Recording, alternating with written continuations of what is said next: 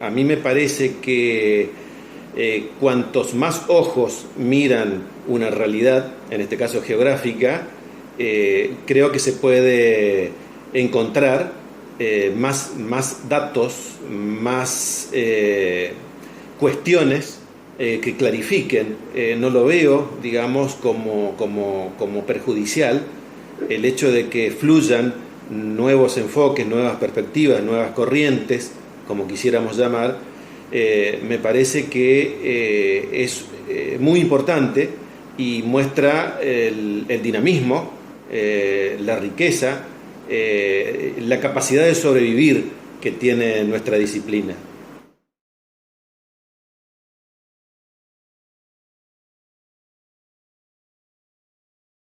Lo que sucede es que la geografía, como dice Harshon, no es como las ciencias típicas, formales, digamos, no es matemática, no es lógica, no es física, no es química, que tiene un objeto de estudio bien determinado.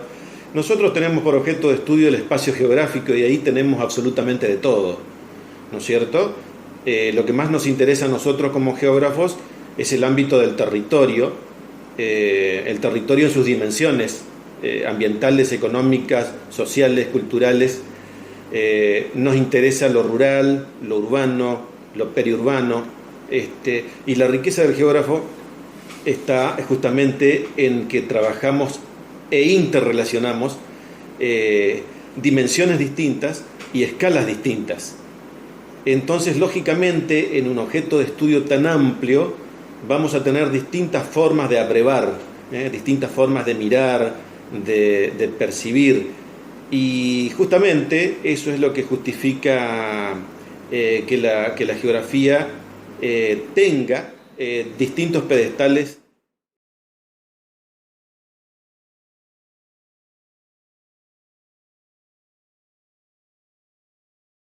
Más que pensar en un dominante, es en la coexistencia, una coexistencia relativa, porque hay momentos en que toman más fuerza algunos temas, algunos problemas, y entonces algún enfoque tiene más adhesión por parte de los investigadores, pero esto es muy fluctuante, es decir, va cambiando con el tiempo. Hoy podríamos decir, si miramos lo que está sucediendo en los congresos, por ejemplo, y en las publicaciones, hay muchos trabajos, muchos artículos, muchas ponencias sobre los temas sociales. Es decir, que la geografía radical, la geografía humanista, la geografía cultural, podríamos decir que está en una época de auge, pero también lo está la geografía automatizada. Tenemos muchos jóvenes geógrafos, sobre todo, trabajando con cartografía digital, con sistemas remotos, produciendo artículos en esos temas, ¿no es cierto?, que podríamos asociarlos con la geografía automatizada. Es decir, que ese es el panorama, ¿no es cierto? Y por supuesto, muchos geógrafos, sobre todo los que ya tienen algunas décadas de trabajo, que continúan haciendo geografía regional o geografía general. Otros por ahí encontramos haciendo geografía de la percepción y el comportamiento. Algunos, sobre todo los que están en el tema de los estudios ambientales, aplican las geografías, los conceptos y métodos de la geografía sistémica. Por lo menos en Argentina esto es así de dinámico, ¿no es cierto?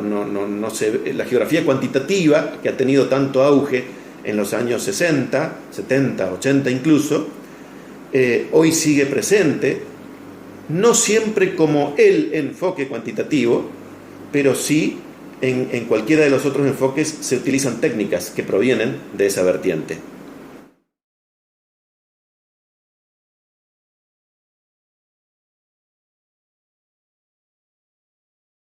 Latinoamérica recibe, después de la Segunda Guerra Mundial, segunda mitad del siglo XX, la influencia directa de enfoques que se generaron, la mayoría de ellos en el hemisferio norte. Es decir, que esa sería una crítica, ¿no es cierto?, que nos tendríamos que hacer, es decir, ¿por qué nosotros no somos generadores de enfoques geográficos y solamente asimiladores? Pero también tiene su explicación en el sentido de que algunas problemáticas lograron visibilización hace algún tiempo, y la verdad que estos enfoques que ya se estaban desarrollando en otros países nos permitieron echar mano de ellos y poder interpretar en algunos casos, explicar en otros casos ciertas realidades. Por ejemplo, en el caso de Latinoamérica, las temáticas ambientales comenzaron a visibilizarse en forma más nítida en los años 90.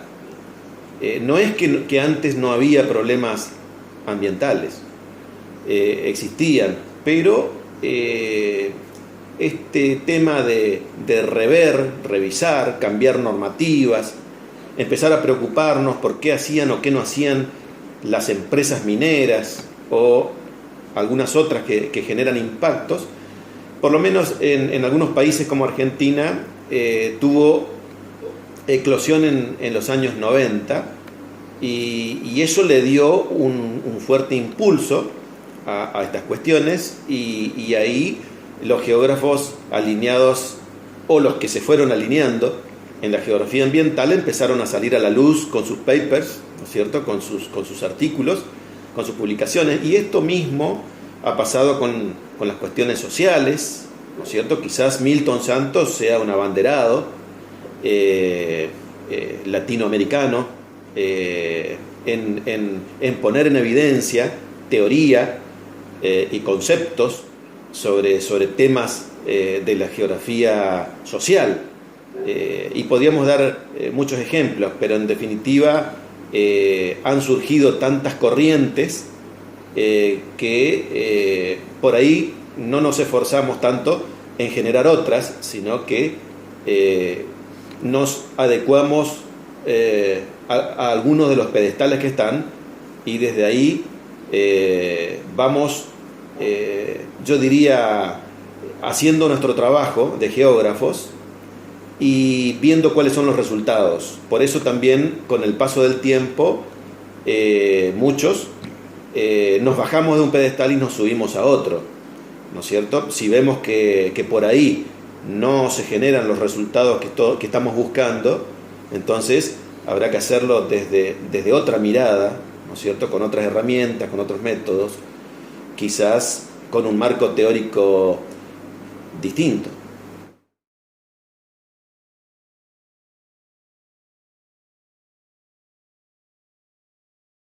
Claro, en esta característica que tiene la geografía a lo largo de su proceso histórico, exactamente nos encontramos con ramas de la geografía que también son enfoques. Un ejemplo típico es la geografía regional. La geografía regional puede ser un tema, puede ser un método, hay métodos regionales, puede ser un enfoque, puede ser una unidad de análisis. Es decir, que nos encontramos con este tipo de características, ¿no es cierto?, de que una rama puede ser, en el análisis, ¿no es cierto?, epistemológico, puede ser considerado un enfoque conectado, ¿no es cierto?, con sus interfaces, con algún paradigma.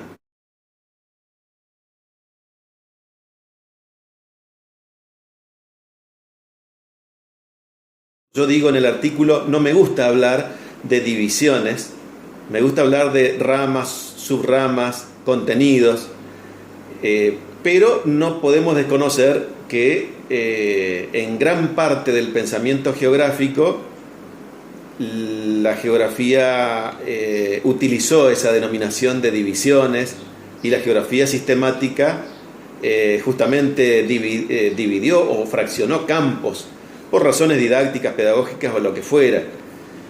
Yo creo que en el siglo XXI ya no podemos detenernos tanto tiempo en discusiones geografía física, geografía humana, y si sos de geografía física, digamos, no estás haciendo lo que yo hago porque yo estoy en geografía humana y entonces somos de vertientes distintas. Creo que más allá de que un colega se dedique a la climatología o a la geomorfología y otro esté estudiando conflictos urbanos, creo que no debemos perder el sentido de que somos geógrafos. Nosotros profesamos la geografía, ¿no es cierto? Muchos somos profesores en geografía. El profesor es aquel que declara públicamente su saber, su conocimiento, lo que aprendió en el mundo académico. Y profesar significa ejercer, practicar un oficio, una ciencia, un arte o una religión. En el caso nuestro, profesamos una ciencia, ¿no es cierto? Y en esta profesión, lógicamente, digamos, no todos los que profesan, digamos, son iguales. Lógicamente que podemos tener criterios distintos, vertientes distintas, pero en el fondo lo que no debiéramos desconocer ni despreciar es que somos colegas y que somos geógrafos.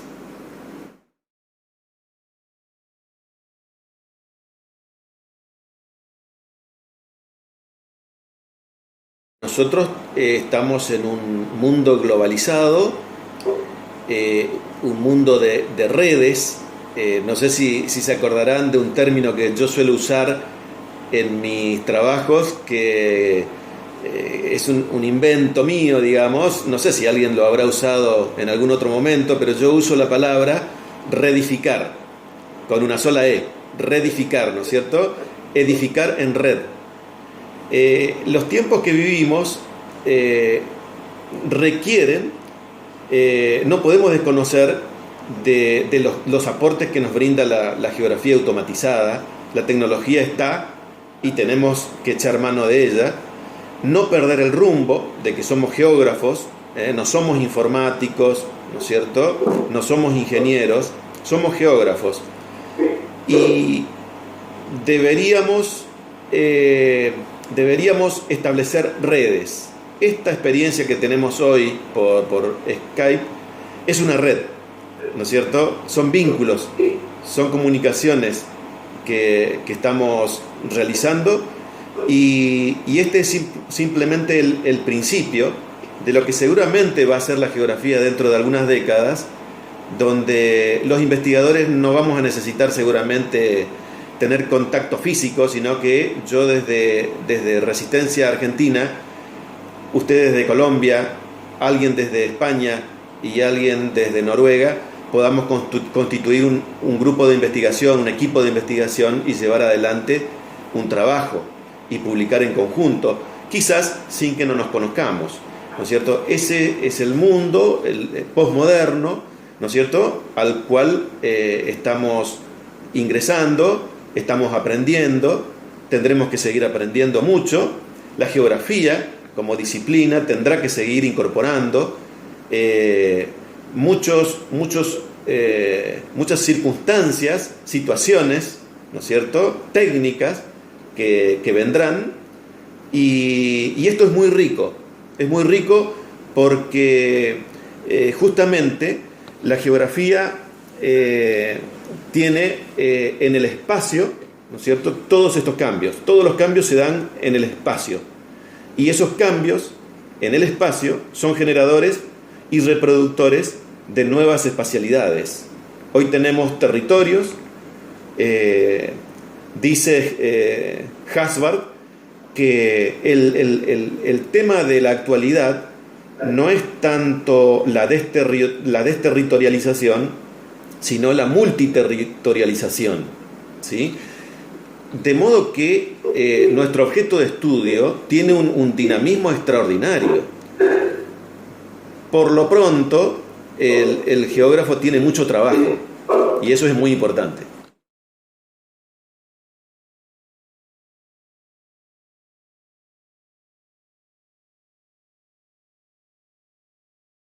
Bueno, estos cambios a los cuales asistimos, de toda índole, ¿no es cierto?, ambientales, sociales, culturales, desde el giro cultural de los años 80 tenemos grandes y rápidos cambios en lo cultural, ni hablar de lo tecnológico, es decir, que todas las vertientes de la geografía, todos los enfoques, tienen desafíos.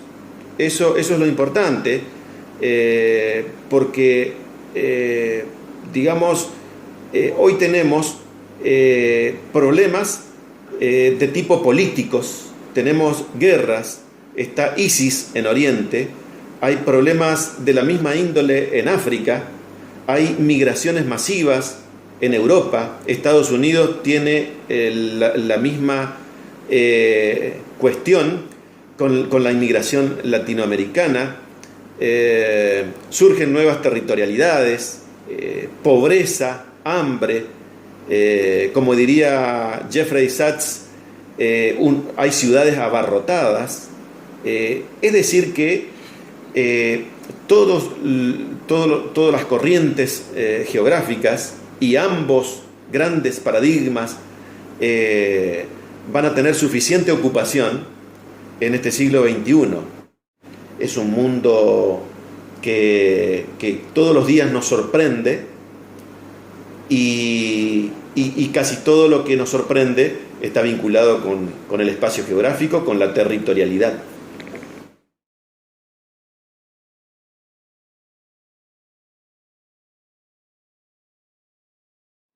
Bien, la geografía siempre ha tenido un vínculo muy significativo con otras disciplinas, incluso entre los desarrolladores de la geografía, es decir, los pioneros o cultores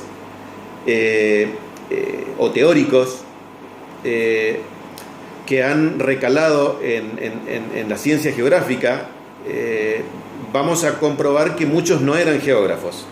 Algunos venían del campo de las ciencias naturales, otros de la historia, ¿no es cierto? Incluso hoy en día los geógrafos no tenemos inconveniente en que hagan el doctorado en geografía personas que tienen otra formación no geográfica, solamente con que tengan alguna afinidad, ¿no es cierto?, con nuestros temas, pueden hacer el doctorado en geografía. Eso por lo menos es lo que vemos en Argentina y en muchos países. Nosotros aquí tenemos arquitectos, licenciados en ambiente que cursan el doctorado en geografía. Siempre hemos necesitado de otras ciencias y las otras ciencias siempre nos han necesitado, porque nuestro aporte, nuestra visión, nuestra síntesis sobre el espacio es importante para las otras disciplinas también.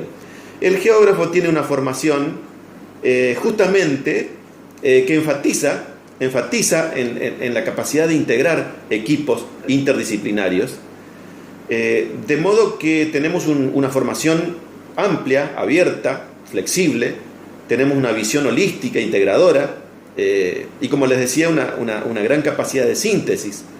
Es decir, que el geógrafo tiene una gran comprensión de lo que es justamente el espacio geográfico y lo que es la región y el territorio. Esto a nosotros nos posibilita y no nos resulta muy difícil entablar diálogo con otras disciplinas. En algunas universidades la geografía está muy enclaustrada, eso es cierto, pero va a tener que salir. En nuestra universidad, justamente la semana pasada hicimos un taller interfacultades donde los investigadores intercambiamos entre sí de distintos campos de la ciencia. ¿Con qué finalidad? con la finalidad justamente de ir conociéndonos y pensar en constituir equipos de investigación interdisciplinarios.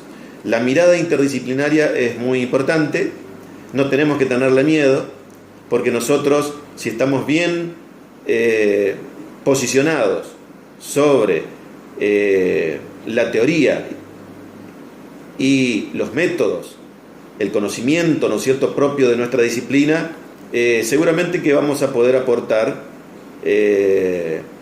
no nos vamos a meter en campos ajenos y vamos a saber defender perfectamente nuestras fronteras. El trabajo interdisciplinario siempre es enriquecedor.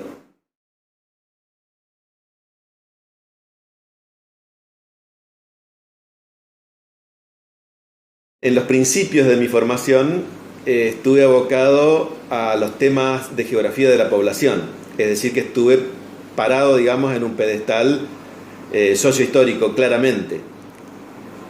Luego estuve 15 años trabajando en la Patagonia y teníamos convenio, la Universidad de la Patagonia Austral tenía convenio con el INTA. El INTA sería el Instituto Nacional de Investigación en Temas Agropecuarios. Y entonces ahí pude integrarme con la gente que estaba en la producción agropecuaria y forestal, pero también con biólogos, personas que estudiaban los ecosistemas. Así que esa etapa de la Patagonia hizo que yo diera un paso un poquito más hacia adelante, saliera estrictamente de los estudios poblacionales, demográficos, y empezara a trabajar temas vinculados con el ambiente. Y a posteriori aprendí de que podía relacionar los temas de población y los temas sociales con los temas ambientales, y entonces de ahí en más estoy trabajando en lo que yo llamaría temáticas socioambientales. Estoy trabajando con la deforestación en la provincia del Chaco, que es una provincia forestal, pero que en las últimas décadas ha sufrido un proceso de gran deforestación y de avance de la frontera agropecuaria. Entonces estoy estudiando el tema de la deforestación, pero también cómo es la dinámica agrícola y ganadera en esta parte norte del país. Esto, lógicamente, me lleva no solamente a estudiar qué pasa con los bosques nativos, sino a analizar qué sucede con la agricultura, qué se cultiva, cuánto, cómo, para qué, cuáles son las problemáticas ambientales y sociales que genera. Es decir, que en estos últimos años yo me siento a pleno como geógrafo, porque realmente estoy integrando temas, ¿no es cierto?, de los ámbitos que antes estaban separados.